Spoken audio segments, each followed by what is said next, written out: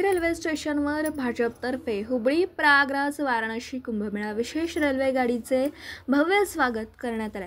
या प्रसंगी आमदार सुधीरदादा गाडगीळ, भाजपा महाराष्ट्र अध्यक्ष कैलासजी शर्मा तसेच महाराष्ट्र रेल प्रकोष्ठाचे कार्यकर्ते उमेश शहा, रेल्वे कार्यकर्ते विनोद दिवानजी यांच्या प्रयत्नाने हुबळी प्रयागराज वाराणसी एक्सप्रेस गाडीला सांगली व किर्लोस्कर वाडी रेल्वे स्टेशनवर थांबा देण्यात आला।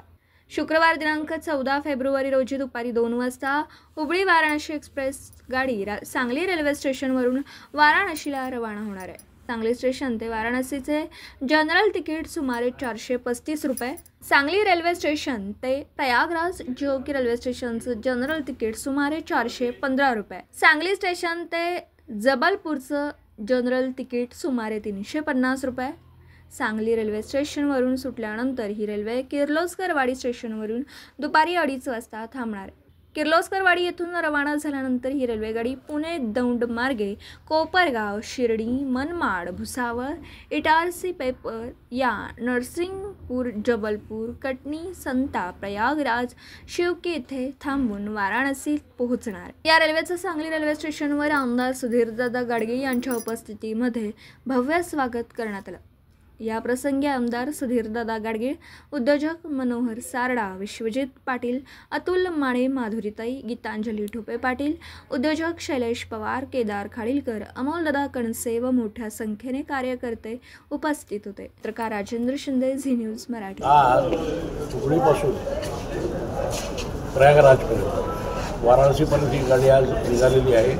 दिवसातून 2 गाड्या जाणार आहेत। पहिली गाडी आता निघाली आणि यांना आम्ही आता सगळ्या लोकांना निरोप दिला। आपण इथं आलो होतो आणि आम्ही ड्रायव्हरला सत्कार केला। त्याचं खूप महत्त्वाचं कामगिरी त्याच्यामध्ये आहे आणि ही गाडी आपल्या सर्व राम भक्तांना, शिवभक्तांना एक वरदान ठरलेली आहे। ही गाडी कायम अशी सुरू राहू दे अशी विनंती आम्ही रेल्वे मंत्र्यांना करणार आहे।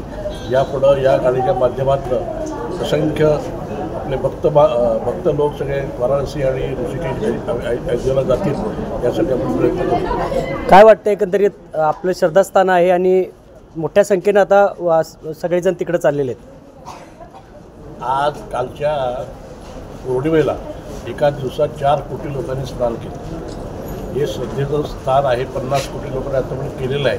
त्यांचा 40 कोटीचा अंदाज होता, तो नक्कीच पार होऊन 70 कोटीपर्यंत जाईल। 26 तारखेला महाशिवरात्र त्याचे शेवटचं स्नान आहे। माझ्या हिशोबाने 70 कोटीच्या पुढे आकडा जाईल असा माझा विश्वास आहे आणि लोकांची ही श्रद्धा आहे, हिंदू धर्माप्रती असलेलं प्रेम आहे, यासाठी आपण या सगळ्या गाड्याचा उपयोग केलेला आहे। आज नेमकं काय काय केलं गाडी आल्यानंतर? आम्ही प्रथम ड्रायव्हर जे दोघं सारथी आहेत म्हणाले त्यांचा मी सत्कार केला, त्यांना पेढे दिले आणि ज्यांना आम्ही म्हटलं की आमच्या लोकांना चांगलं सुरक्षित घेऊन जाऊ, सुरक्षित घेऊन या तुम्ही अशी त्यांना विनंती केली।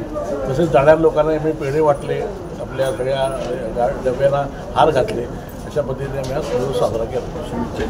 सांगलीचे कार्यसम्राट, लोकप्रिय आमदार आदरणीय सुधीरदादा गाडगीळ यांच्या शुभ हस्ते आज जी प्रयागला जी रेल्वे गेली त्याचं थांबा आज सांगलीमध्ये केला होता। दादानी इथं असलेल्या असंख्य लोकांनी सगळ्यांनी त्यांना शुभेच्छा दिल्या, पेढे दिले, पुन्हा इंजिनचं पूजन देखील केलं। खूप चांगल्या पद्धतीनं अगदी खुशीत पूर्ण रेल्वे भरलेली दिसली। ह्याचा अर्थच असा की ही रेल्वे खूप कामाची आहे।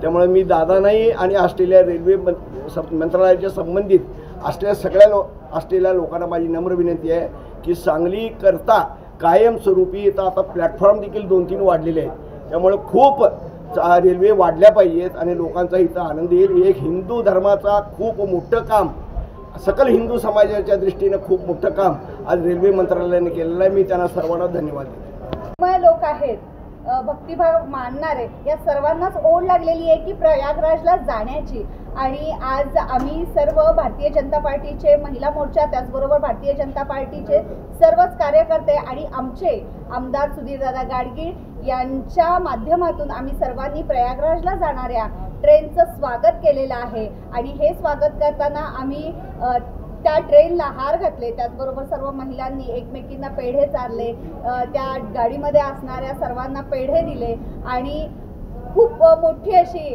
घोषणा देखील केलेली आहे. राम नामाची घोषणा केली, महादेवाची घोषणा केली आणि त्याला सगळा प्रतिसाद त्या गाडीमध्ये बसलेल्या सर्व पॅसेंजरनी आम्हाला दिलेला आहे. श्रीरामाच्या जोरजोरात घोषणा त्यांनीही आम्हाला दिल्या. खूप चांगलं वाटत होतं. खूप धार्मिक वातावरण या निमित्तानं झालेलं आहे आणि प्रयागराजच्या निमित्तानं हे धार्मिक वातावरण झालेलं आहे. असंच धार्मिक वातावरण नेहमीच राहावं यासाठी मला असं वाटतंय की ही ट्रेन नेहमीच सुरू राहावी आणि नेहमीच आपल्या इथून लोक म्हणजे सांगलीमधून लोक प्रयागराजला जातील, तिथल्या दर्शनाचा लाभ घेतील असं वाटतं आणि हे वातावरण असंच छान राहील असंही वाटतं. धन्यवाद.